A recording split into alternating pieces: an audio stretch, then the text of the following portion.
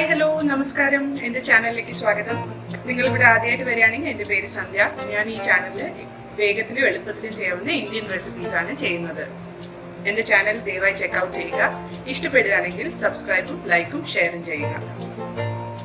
അപ്പം നമ്മൾ ഇന്ന് ഉണ്ടാക്കാൻ പോകുന്ന റെസിപ്പി കടായി പിണ്ടിയാണ്.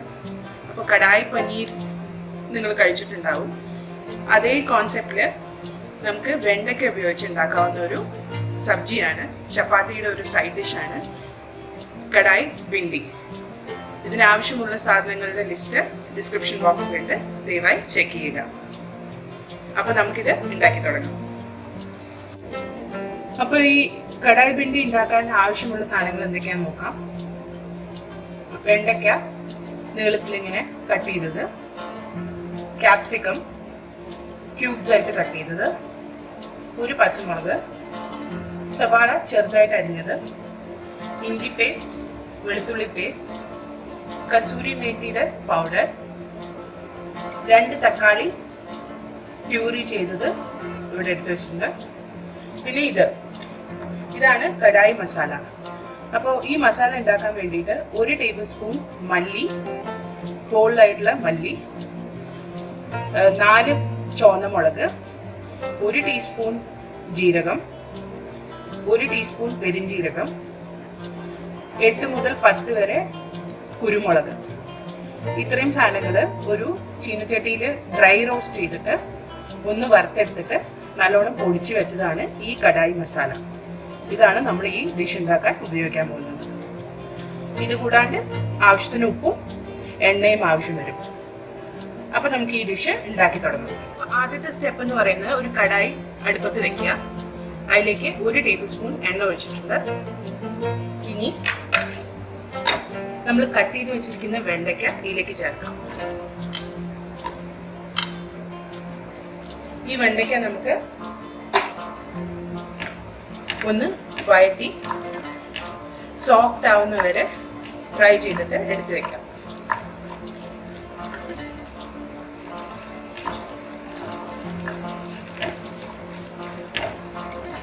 ഇതിലേക്ക് ഒരു ലേശം ഉപ്പ് ആഡ് ചെയ്ത് കൊടുക്കാം.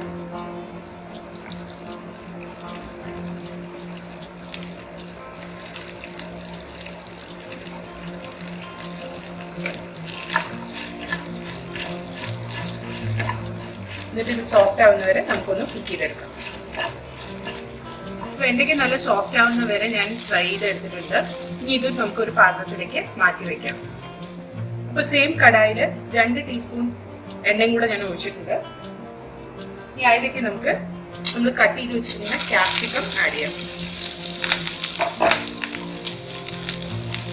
ക്യാപ്സിക്കം ഒന്ന് ഈ എണ്ണയിൽ ഫ്രൈ ചെയ്തെടുക്കാം.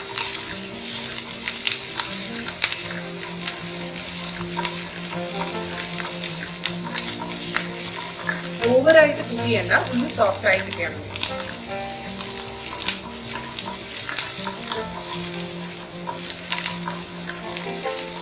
ക്യാപ്സിക്കം റെഡി ആയിട്ടുണ്ട്. ഇത് നമുക്ക് വെണ്ടയ്ക്കയുടെ കൂടെ മാറ്റി വയ്ക്കാം.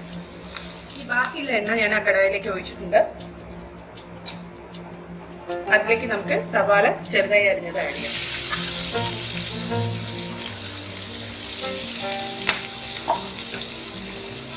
ഇതൊന്ന് പിങ്ക് നിറാവുന്ന വരെ ഇളക്കി കൊടുക്കാം. ഉള്ളി അരിഞ്ഞത് ഒന്ന് പിങ്ക് ആയിട്ടുണ്ട്. ഇനി ഇതിലേക്ക് നമുക്ക് ഇഞ്ചി പേസ്റ്റ്, വെളുത്തുള്ളി പേസ്റ്റ്,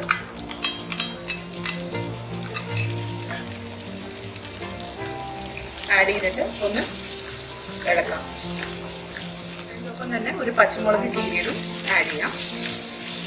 ഇനി ഇതൊന്ന് കുക്കായി പച്ചമണം പോകുന്നവരെ ഒന്ന് വഴറ്റി കൊടുക്കാം. അടുത്ത് നമ്മൾ ഇതിലേക്ക് ആഡ് ചെയ്യാൻ പോകുന്നത് തക്കാളിയുടെ പ്യൂരിയാണ്. ഈ തക്കാളി പ്യൂരി എന്ന് പറയുന്നത് 2 മീഡിയം തക്കാളിയുടെ തൊലി കളഞ്ഞിട്ട് മിക്സിയിൽ അടിച്ചെടുത്തതാണ്. അപ്പൊ അത് നമുക്ക് ഇതിലേക്ക് ആഡ് ചെയ്യാം.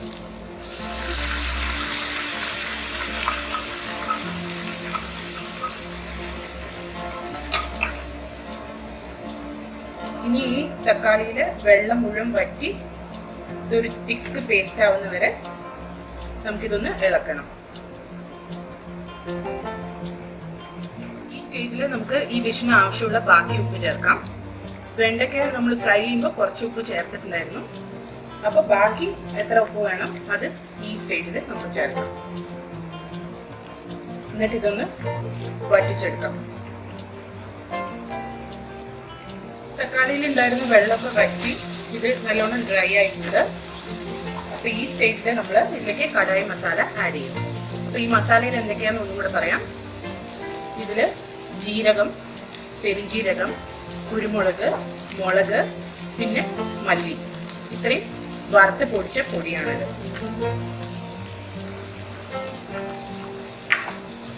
ഇതും കൂടി ആഡ് ചെയ്തിട്ട് ഈ മസാല 1 മിനിറ്റിന് കുക്ക് ചെയ്തെടുക്കുക.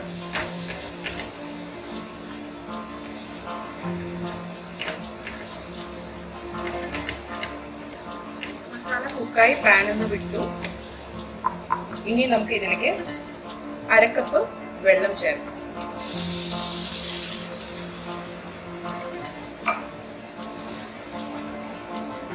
ഇതൊരു ഗ്രേവി ആക്കി മാറ്റണം.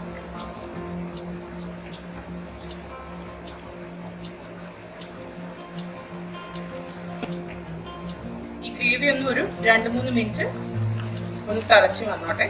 തീ ഒന്ന് കുറച്ച് വയ്ക്കാം.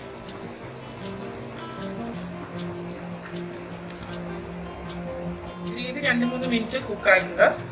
ഇനി ഇതിലേക്ക് നമുക്ക് കസൂരി മേത്തി ആഡ് ചെയ്യാം.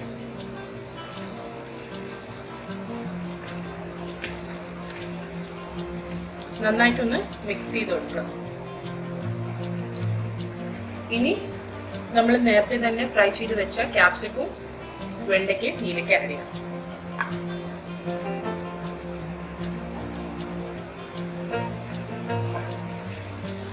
എല്ലാം ഒന്ന് നന്നായി മിക്സ് ചെയ്ത് ചൂടായി വരണം.